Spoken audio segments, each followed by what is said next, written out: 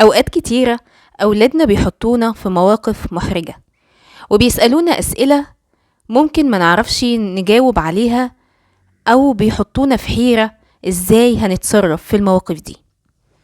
أسئلة الأطفال الجنسية المحرجة. طبعا أطفالنا بسبب فطرتهم وفطرة الاستكشاف عندهم والاستطلاع، وإنهم عاوزين يعرفوا الفروق الجنسية والفروق العمرية والفروق في الحالات الاجتماعية، هتلاقيهم بيسألوا أسئلة ممكن تكون بمرح أو بفضول زي المعتاد. هيسألوكي ليه أنا ولد، ليه أنا بنت، أنا اتولدت إزاي، ليه الأب شكله كذا، ليه الأم شكلها كذا. فهنا الأولاد محتاجين إجابات، والإجابات لازم تكون إجابات مقنعة وإجابات تناسب سنهم. فممكن أولاد يكونوا أكبر شوية ويسألوا أسئلة أعمق شوية، فمحتاجين إننا نتعلم إزاي نرد على أسئلة أطفالنا المحرجة. فعلشان كده أنا حبيت أعملك الفيديو ده النهاردة. كملي الفيديو للنهاية وما تنسيش إنك تشتركي في القناة وتفعلي زر الجرس علشان يوصلك كل جديد إن شاء الله. السلام عليكم ورحمة الله وبركاته. أهلا بيكم وفيديو جديد. إن شاء الله الفيديو ده هيكون مفيد جدا جدا لكل الأمهات. أتمنى إنكم تستفيدوا من الفيديو ويكون الفيديو خفيف عليكم. أطفالنا بيسألوا أسئلة كتيرة محرجة لينا. إن شاء الله هنتكلم النهاردة عن نماذج للأسئلة دي وإزاي هنجاوب عليها إجابة تكون سليمة بإذن الله. ممكن طفل يجي يسأل الأم ويقول لها يا ماما، هل البيبي بيكون في معدة الأم ولا بيكون إزاي؟ لأن في أطفال كتيرة بيكونوا فاكرين إن الأم بتبلع الجنين وبعد كده بيخرج من بطنها. فهنا هنجاوب على الطفل وهنقول له إن الجنين يا حبيبي ليه بيت مخصوص بيحافظ عليه وبيحميه لغاية لما ينمو فيه ويكبر ويجي وقت إن هو يتولد، والبيت ده اسمه الرحم وبيكون موجود في جسم الأم. هنا بقى هيجي السؤال التاني، إزاي يا ماما الطفل بيتولد؟ طبعا الأم هتقول لابنها إن الطفل موجود في الرحم، ولما بيجي ميعاد خروج الطفل الأم بتروح للطبيب، والطبيب بيفتح فتحة في البطن ويخرج الطفل من البطن عن طريق عملية قيصرية. ده طبعا لو هو اللي متعارف حواليكم والأم بتولد قيصري والمحيطين بيولدوا قيصري. طيب لو الطفل كبير شوية وسمع إن في حاجة اسمها الولادة الطبيعية، هنا بقى احنا بنتكلم حسب استيعاب الطفل. يعني الطفل عمره قد ايه وهو اصلا سمع ايه. فهمتوني؟ احنا الاجابة بتكون حسب برضو ايه عمر الطفل وحسب هو فهم ايه قبل كده او سمع ايه قبل كده. هنا ممكن نقول إن الله سبحانه وتعالى خلق فتحتين لخروج الفضلات، فهناك فتحة مخصوصة لخروج الطفل من البطن أو من الرحم. ولو سأل أكتر فبنقول إن مكان الفتحة دي بين فتحتي الإخراج، يعني بكلام علمي كده ومنظم علشان ما نشتتهوش وعلشان ما نبقاش احنا محرجين. وخلي بالكم لو الأولاد كبار فإحنا لو ما جاوبناش إجابة منطقية عليهم هم هيروحوا ويدوروا على الإجابات ويكون عندهم فضول أكتر، فلازم نجاوب عليهم إجابة منطقية، إجابة علمية، إجابة شرعية، علشان ما ندهمش فرصة أنهم يدوروا في مكان تاني أو يسألوا حد مش أهل للثقة. ممكن طفل يجي يسأل الأم ويقول لها ماما إيه هي وظيفة الأعضاء الخاصة؟ الإجابة هتكون في السن الصغير اللي تحت 8 سنين، هنقول له إن وظيفة الأعضاء الخاصة هي الإخراج، يعني هو ده اللي يناسبه في السن ده. طيب لو الطفل في السن قبل البلوغ كده 9 10 11، فهنا ممكن نزود المعلومات على حسب عمر الطفل وحسب استيعابه، برضو كل طفل وليه خصائصه. فهنقول له ان وظيفتها الاخراج وليها دور تاني هو الانجاب واعمار الارض عن طريق الانجاب، ده حسب برضو قلنا ايه شخصية الطفل اللي معانا. طيب طفل تاني ممكن يجي يسأل ويقول ليه يا ماما الرجال مش بيحملوا والنساء هم اللي بيحملوا. فهنا هنقول له يا حبيبي الله سبحانه وتعالى خلق كل من الجنسين ليه وظائف مختلفة علشان يعمروا في الأرض. فالأم هنا تحمل وتلد وترضع، والأب بيسعى على الرزق وبيساعد الأم وبيهتم بيهم وبيرعاهم. فهنا كل واحد ليه دور علشان يقوم بيه، لأن الله سبحانه وتعالى خلقنا بنكمل بعض. كمان ممكن يجي سؤال تاني ونقول طيب الطفل هيقول يا ماما هي ازاي الأم بتعرف ان هي حامل؟ هنا بنفهمه وبنقول له ان الام بتحس باعراض زي تعب وهن عليها، وبعد كده بتروح للدكتورة وبتعمل تحليل، والتحليل بيوضح ان ماما حامل. فطبعا ده للسن الصغير. الاكبر برضو بنزيد حسب عمر الطفل، وقلنا حسب طبيعة معرفته. ممكن طفل يسأل ازاي يا ماما الحمل بيحصل؟ في السن الصغيرة هنفهمه ان كل انثى عندها في بطنها رحم، والرحم برضو موجود فيه بويضات، وعندما يأذن الله سبحانه وتعالى بتكبر احدى البويضات لتصبح طفل جميل، وبعد كده بيتولد. كمان ما نقولش هنا اجابات غامضه او اجابات كده يعني تخلي عقله يشتغل، ان احنا مثلا ماما تقول بروح للدكتوره بتديني طفل حلو، ما بروح اشتري من السوبر ماركت، ده احنا بنلاقيه جنب الجامع. الكلمات دي او الاجابات دي بتخلي الطفل دماغه بتودي وتجيب، وعاوز يفهم اكتر ويعرف اكتر، وما بيبقاش مقتنع يعني. طيب ممكن تلاقي طفل تاني يقول الله طب انا ليه يا ماما شايف ان خالتي ما بقتش حامل الا لما اتجوزت؟ فهنا عايز يفهم دور الأب إيه في حدوث الحمل.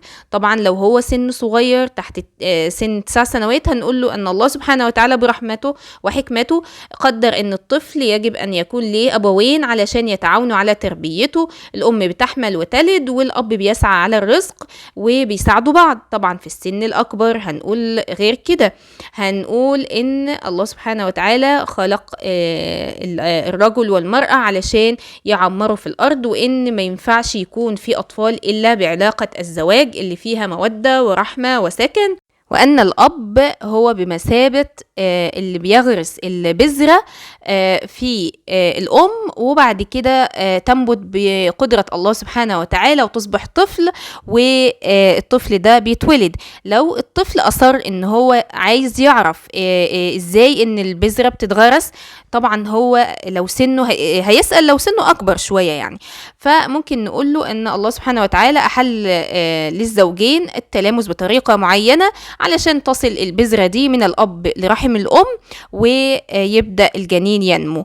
طبعا لو هو لسه برضو عارفين كده، الأولاد بيبقى مثلا عندهم معلومات سابقة، شافوا حاجة عايزين برضو إن الأم تفهمهم، فهنا الأم ممكن بتستشف بقى من خلال أسئلة الطفل، هو ممكن يكون شايف حاجة فتقول له طب هل أنت عندك معلومات؟ انت مثلا هل انت قريت؟ هل عندك معلومات سابقة؟ لو عندك معلومات ممكن تقولي وانا اوضح لك، علشان تعرف برضو هو يعني عنده ايه، يعني ايه اللي هو شافه او سمعه او عرفه، علشان تبقى يعني كلامها في المكان السليم. طبعا لما تعرف الام وتلاقي عنده فضول اكتر، ولو هو سنه يسمح، فهنا هتقول له ان يعني سنه بعيد عن البلوغ، هتقول له حبيبي انت هتعرف الطريقة دي ان شاء الله في مادة العلوم لما تكبر شوية، وهتاخد بقى في التشريح، وهتاخد في الجهاز التناسلي للمرأة وللرجل، وكل ده هتاخده في مادة العلوم. ولو الطفل أكبر في مثلا مرحلة البلوغ، أو يعني هو بيدرس الفقه في المدارس الأزهرية، فهنا احنا بنلجأ لباب الطهارة وأحكام الغسل، وبنقدر ان احنا نفهمه بطريقة زي ما هو شارح في الفقه، وبنبدأ معاهم اننا نعرفهم بقى عن البلوغ وعن اللي بيحصل في مرحلة البلوغ، وبيبقى الوضع يعني أسهل لما بتتكلمي بطريقة شرعية. هنا الأسئلة دي محتاجة منك ان انت يكون عندك علم، وتكوني لو انت مش محضرة الإجابة او مش عارفة الإجابة ان انت تحضريها علشان ما يبقاش فيه لجلجة، ما يبقاش توتر، ما تبقيش بتهربي من الأسئلة. لا، لو انت مثلا مش مستعدة دلوقتي قولي له حبيبي احنا بالليل هقعد معاك وافهمك كل الأسئلة اللي انت عاوز تفهمها، تكوني حضرتي نفسك وبتجاوبي بإجابة سلسة كده ومنطقية. طيب ممكن طفل يجي يسألك ويقول لك يا ماما انا بسمع عن التحرش، ايه معنى التحرش ده؟ هنا بنتكلم معاه وحسب سنه برضو بنفهمه ان التحرش هو ان في بيبقى انتهاك للغير وتعدي على الاماكن الخاصة بتاعته، او ان هو شخص بيبقى عاوز ان هو يضايق شخص تاني بان هو ايه بيحط ايديه على جسمه بطريقة مش سليمة، عايز يشوف عوراته، فده اسمه تحرش. واحنا اتعلمنا ان في لمسة صحية او لمسة سليمة، وفي لمسة سيئة او لمسة شريرة، فلازم تفهميه الفرق بين اللمستين. ودلوقتي الاطفال كلهم يعني بقوا سمعوا كتير عن التحرش نتيجة الاحداث اللي بتحصل في المجتمع. طبعا في الاولاد اللي هم الاكبر بقى سنا ممكن يسالوا ما معنى الاغتصاب، فهنا حسب برضو نعرف هم معلوماتهم ايه وهم جابوا السؤال ده منين علشان نقدر نجاوب صح. ممكن بنوتة تيجي تسألنا وتقول يا ماما هل ينفع ان البنت تبقى عندها اولاد من غير ما تتجوز زي سيدة مريم ابنة عمران؟ فهنا نقول لها لا يا حبيبتي، ما ينفعش، دي معجزة من عند الله سبحانه وتعالى ومش هتتكرر تاني. البنت علشان يكون عندها أولاد لازم تتزوج، والزواج معروف، وإن الخاطب بيجي البيت البنت وبيطلبها من أبيها، وبعد كده بتتزوج وبنعمل فرح، وبعد كده ربنا بيرزقهم بأطفال إن شاء الله. فهنا لازم نكون واضحين ونفهمهم ونكون عندنا سعة صدر ونسمعهم ونتحمل أسئلتهم المحرجة علشان نقدم الإجابة السليمة إن شاء الله. ممكن طفل تاني يجي يسألنا ويقول إزاي يا ماما الطفل بياكل جوه بطن الأم؟ هنا الأم هتقوله في حبل سري بيبقى متصل من الأم بالطفل، والله سبحانه وتعالى بيرزقه بالأكل من خلالها أو من خلال الحبل ده، بيبقى فيه مغذيات وكل حاجة هو بيحتاجها بتوصل له عن طريق الحبل السري ده.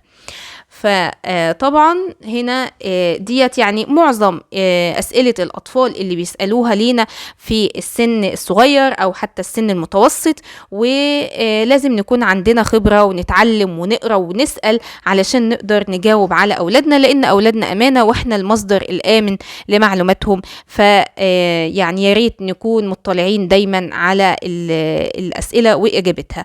أتمنى أنكم تكونوا استفدتوا من الفيديو، وأتمنى إن شاء الله انكم يعني تقدروا انكم تستوعبوا اولادكم. ولو عندكم اي سؤال تاني الاولاد بيسألوه وسؤال محرج وانا ما ذكرتهوش، اكتبوا لي في التعليقات وان شاء الله اعمل لكم فيديو تاني تكملة للفيديو ده. بس اكتبوا لي في التعليقات حابين فيديو تاني تكملة ولا لا، ويا ريت لو في اسئلة تكتبوها. اتمنى ان الفيديو يكون افادكم، ولو لسه ما اشتركتوش في القناه تشتركوا في القناه وتفعلوا زر الجرس علشان يوصلكم كل جديد ان شاء الله. ويا ريت لو تعملوا لايك للفيديو علشان ينتشر ويوصل لامهات كتير. كنت معكم ريهام حسن، اخصائي ارشاد نفسي واسره تعديل سلوك للمراهقين، والسلام عليكم ورحمه الله وبركاته.